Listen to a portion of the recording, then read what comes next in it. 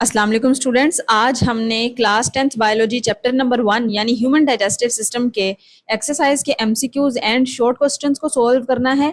पूरे लेक्चर की वीडियोस मेरे चैनल पर मौजूद हैं, अगर आप देखना चाहते हैं तो मेरे चैनल को सब्सक्राइब करें। तो चलें स्टार्ट करते हैं।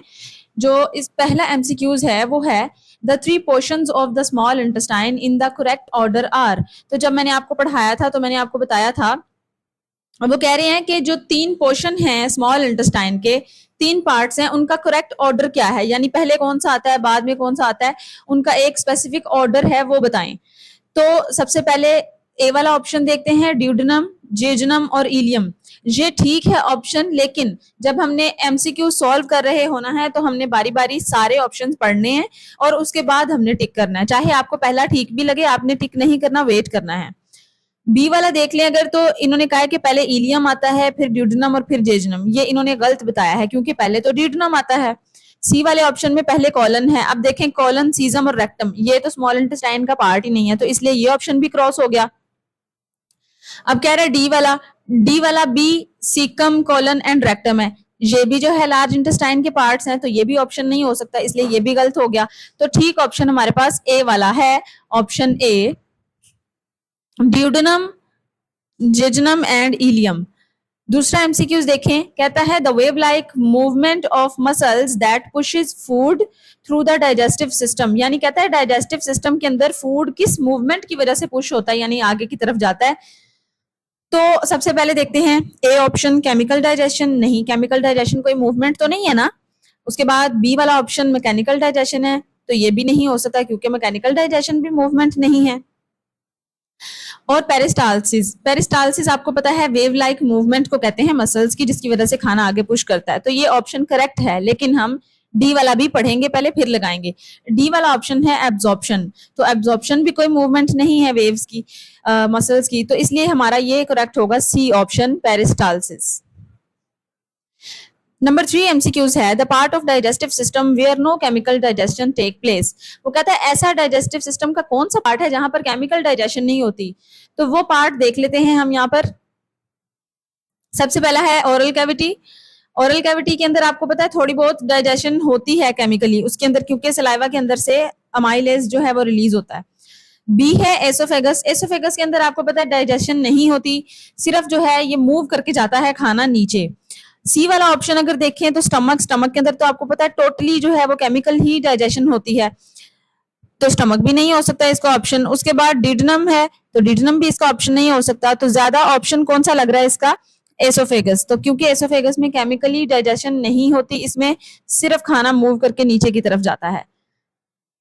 उसके बाद हमारे पास आता है number 4, which group of enzymes break up starch. तो जब मैंने आपको एक एंजाइम्स का टेबल पढ़ाया था तो उसमें मैंने आपको बताया था कि स्टार्च को तोड़ने के लिए ना अमाइलेजेस वाले एंजाइम होते हैं, लेकिन हम सारे इसमें पहले रीड कर लेते हैं। नंबर 1 कह रहा है प्रोटीजेस, तो प्रोटीजेस तो नहीं है।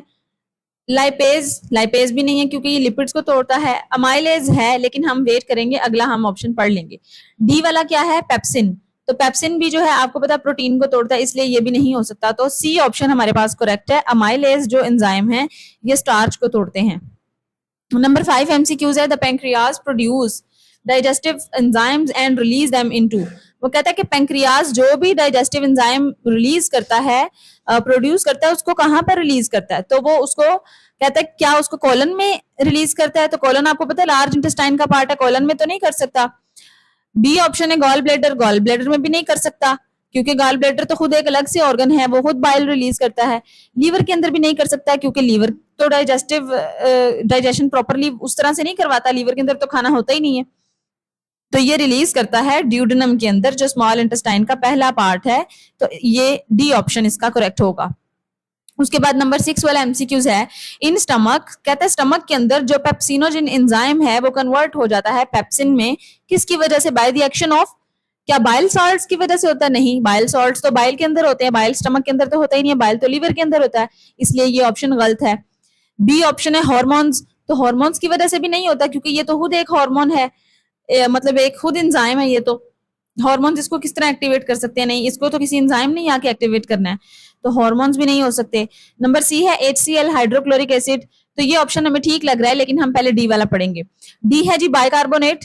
बाइकार्बोनेट अब वहां पर मौजूद नहीं होते, इसलिए क्योंकि जो एंजाइम्स स्टमक की वॉल्स के अंदर से रिलीज हो रहे होते हैं उसके अंदर एक पेप्सिनोजिन होता है, एक HCl होता है और थोड़ा सा म्यूकस होता है, तो वहां से निकलने वाला HCl जो है पेप्सिनोजिन को पेप्सिन के अंदर कन्वर्ट कर देता है।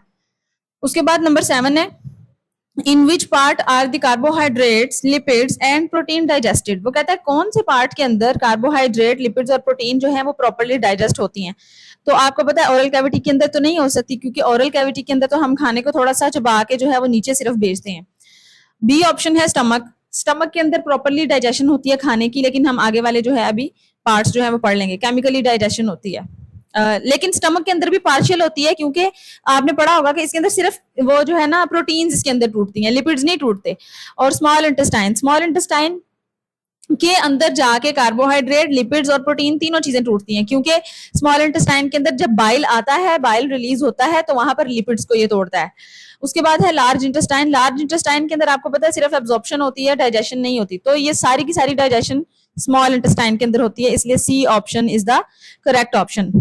उसके बाद है नंबर 8 वाला MCQs the enzyme trypsin is found in. जब मैंने आपको पढ़ाया था तो हमने पढ़ा था कि ट्रिप्सिन जो एंजाइम है ये कहां पर रिलीज होता है। तो जो ट्रिप्सिन एंजाइम है बच्चे ये पैंक्रियाटिक जूस के अंदर होता है, पैंक्रियास से निकलता है, स्मॉल इंटेस्टाइन के अंदर जाता है और वहां पे ये लिपिड्स को उसको जो है वो डिफरेंट चीजों को प्रोटीन को तोड़ता है। बी ऑप्शन है बाइल के अंदर ये नहीं होता, गैस्ट्रिक जूस के अंदर भी ये नहीं होता, गैस्ट्रिक जूस तो इंटेस्टाइन्स के अंदर से निकल रहा होता है, और सॉरी स्टमक के अंदर से, तो स्टमक के अंदर तो पेप्सिनोजिन रिलीज होता है, वहां पर भी ये नहीं होता। और डी है सलाइवा के अंदर भी नहीं होता, सलाइवा के अंदर तो सलाइवरी अमाइलेज एंजाइम होता है। उसके बाद है नंबर 9 वाला option the common bile duct. वो कहता है जो बाइल डक्ट है वो अपने अंदर बाइल को कैरी करती है from gall bladder to, gall bladder से कहां पर लेकर जाती है उसको, क्या वो स्टमक के अंदर लेकर जाती है, नहीं, A option is wrong option. B कहता है कि ड्यूडेनम के अंदर लेकर जाती है, तो ये करेक्ट है, वो ड्यूडेनम के अंदर ही रिलीज करती है।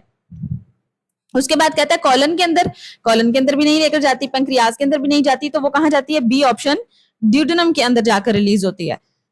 नंबर 10 वाला है MCQs। वो कहता है कि why the small intestine has many fold. Small intestine के अंदर इतनी तहें क्यों बनी होती हैं, एंड कंटेन्स विलाय और माइक्रोविलाय, और उसके अंदर विलाय और माइक्रोविलाय क्यों मौजूद होते हैं, वो क्या काम करते हैं।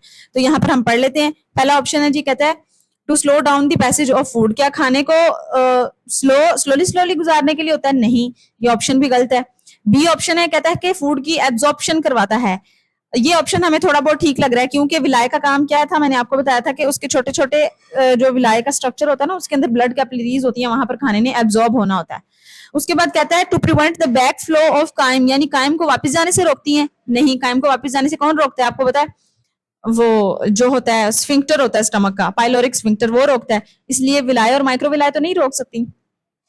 फिर कहता है टू प्रोड्यूस एंजाइम्स, क्या एंजाइम्स को प्रोड्यूस करने के लिए वहां पर मौजूद होती हैं, नहीं, ये ऑप्शन भी गलत है, एंजाइम तो ये प्रोड्यूस नहीं करती, तो इसका B option is the correct option, to promote food absorption, ये फूड की एब्जॉर्प्शन के लिए जो है यहाँ पर रुकी होती हैं। अब यहाँ ये जो आपकी एक्सरसाइज में 6 शॉर्ट क्वेश्चंस हैं, मैंने इनके नोट्स बनाए हैं, तो अगर आपको टॉपिक वाइज भी एडिशनल क्वेश्चंस के नोट्स चाहिए तो वो भी मैं आपको बना दूंगी, उसके लिए आप मुझे कमेंट में बताएं। और तो चले इनको स्टडी करते हैं। सबसे पहला सवाल है role of salivary glands in digestion. Salivary glands digestion के अंदर क्या काम करते हैं, तो हमें पता है कि सलाइवरी ग्लैंड जो होते हैं वो सलाइवा को प्रोड्यूस करते हैं। सलाइवा क्या करता है, खाने को नरम बनाता है, जिसकी वजह से हम खाने को अंदर ले जाते हैं, और उस सलाइवा के अंदर मौजूद होता है अमाइलेज, जो हमारी बॉडी के अंदर डाइजेशन को स्टार्ट करवाता है, जिससे स्टार्च जो है सिंपल शुगर्स में यानी माल्टोज में कन्वर्ट हो जाती है, और सलाइवा हमें टेस्ट करने में या लुब्रिकेशन में फूड की हेल्प करता है। उसके बाद दूसरा सवाल है what do the terms swallowing and peristalsis mean. Swallowing और पेरिस्टाल्सिस का क्या मतलब है, इसकी मतलब हमने जो है ना इसमें डेफिनेशन लिखनी है इसकी। तो स्वेलोइंग का क्या मतलब है, the process of moving food from the mouth to the oesophagus, जब हम मुंह से खाना एसोफेगस के अंदर निगल रहे होते हैं तो उसको हम स्वेलोइंग बोलते हैं। पेरिस्टाल्सिस आपको पता है वेव लाइक मस्कुलर मूवमेंट है जो खाने को पुश करती है डाइजेस्टिव सिस्टम के अंदर, ये हमने अभी MCQs में भी पढ़ा है। ये बहुत इंपॉर्टेंट कॉन्सेप्ट है पेरिस्टाल्सिस का, देख लिया इन्होंने शॉर्ट क्वेश्चन में भी पूछ लिया है और MCQs में भी, तो ये जरूर पेपर में आ सकता है। दीज मूवमेंट्स आर ऑटोमेटिक, ये ऑटोमेटिकली होती हैं, एंड मैंने आपको बताया था ना कि ये इनवॉलंटरी होती हैं, खुद ब खुद होती हैं, and ensure continuous movement of food, और हमारी फूड की मूवमेंट को जो है वो यकीनी बनाती हैं। उसके बाद तीसरा सवाल है functions of HCl in gastric juice. Gastric juice के अंदर HCl क्या काम करता है? Hydrochloric acid. हमें पता है कि हमारे स्टमक को एसिडिक बनाता है, जिसकी वजह से हमारे हार्मफुल बैक्टीरिया किल हो जाते हैं, और पेप्सिनोजिन को पेप्सिन की फॉर्म में कन्वर्ट करता है ताकि वो डाइजेशन करवा सके और हमारे खाने को छोटे छोटे पीसेस में फूड पार्टिकल्स में ब्रेक डाउन करने में भी हेल्प करता है। उसके अलावा चौथा सवाल है role of pancreatic juice in digestion. Pancreatic juice का क्या काम होता है डाइजेशन के अंदर? तो पेंक्रियाटिक जूस जो है, हमें पता है कि इसके अंदर एंजाइम्स होते हैं जो फूड की डाइजेशन करवाते हैं। लाइक अमाइलेज डाइजेशन करवाता है कार्बोहाइड्रेट की, यानी कि ये कार्बोहाइड्रेट्स को ब्रेक डाउन करवाता है। ट्रिप्सिन प्रोटीन को ब्रेक करता है, लाइपेज फैट्स को करते हैं, और इसके अंदर कुछ बाइकार्बोनेट्स भी होते हैं जो न्यूट्रलाइज करते हैं एसिड को, एसिडिटी यानी कि कम करते हैं उसकी। तो अब यहाँ पर ये पॉइंट की सूरत में लिखा है कि अमाइलेज इनटू कार्बोहाइड्रेट, लेकिन आपने पेपर में इसको सेंटेंस की फॉर्म में लिखना है कि अमाइलेज कन्वर्ट कार्बोहाइड्रेट, या आपने लिखना है amylase breaks carbohydrate and trypsin breaks protein and lipase break fats. और उसके बाद पांचवा सवाल है स्ट्रक्चर ऑफ विलाय ब्रीफ, यानी ब्रीफली डिस्क्राइब करना है विलाय के स्ट्रक्चर को कि विलाय किस तरह का बना होता है, उसके अंदर क्या होता है। तो हमने पढ़ा था कि villi are the tiny finger like projections, ये छोटी छोटी फिंगर लाइक उभार होते हैं हमारी स्मॉल इंटेस्टाइन की वॉल्स के अंदर। इसके अंदर ब्लड कैपिलरीज और लैक्टील्स होते हैं। लैक्टील्स आपको पता है ना, लिम्फ वेजल्स होते हैं जिनके अंदर न्यूट्रिएंट्स ने एब्जॉर्ब होना होता है ब्लड कैपिलरीज और लैक्टील्स के अंदर। They have thin walls to allow quick absorption of digested food. इसके अंदर फूड की एब्जॉर्प्शन करवाने के लिए पतली पतली जो है वो वॉल्स बनी होती हैं। अब छठा सवाल है हमारा causes and symptoms of ulcer. Ulcer के हमने कॉजेज बताने हैं, क्या वजूहात हैं, और हमने सिम्टम्स बताने हैं। तो ये मैंने आपको जब पढ़ाया था तो मैंने आपको इसके कॉजेज और सिम्टम्स डिटेल में बताए थे। कॉजेज इसकी वजूहात है एक्सेस एसिड, बहुत ज्यादा एसिड हो जाए जब हमारे स्टमक के अंदर डाइजेस्टिव ट्रैक के अंदर तो वो अल्सर कॉज करता है। बैक्टीरियल इन्फेक्शन की वजह से हो सकता है, और उसमें खासतौर पे एच पाइलोरी की वजह से होता है। एच पाइलोरी एक बैक्टीरिया का नाम है। उसके अलावा स्ट्रेस से या स्पाइसी फूड वगैरह से अल्सर्स होते हैं।